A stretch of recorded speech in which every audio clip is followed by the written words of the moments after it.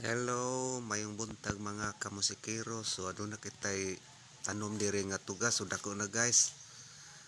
So at mananom kita gidasig ang tanan nga mananom kay kun tinuod tang nahigugma sa Dios, mananom ta og ampingan nato nga dili ta mamutulog kahoy. So naputay ko ri guys.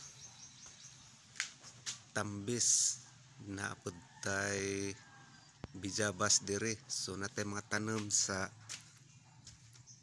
palibot. So naputay mga buwak diri guys. Kay matud pa sa study sa science nga kini maghatag kini og kabugnaw sa palibot kay mura nig natural nga aircon.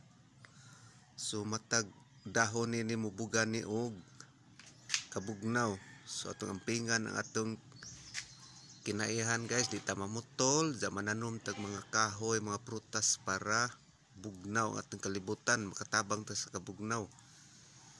Kay nagkaanam, nagkainit, kay mga tao ron is gabusar na, namutol na. Di na mananom. So tanan gidasig ang tanan nga mananom og kahoy, mga prutas. So bugnaw ang palibot diri guys kay naay mga kahoy sa among palibot.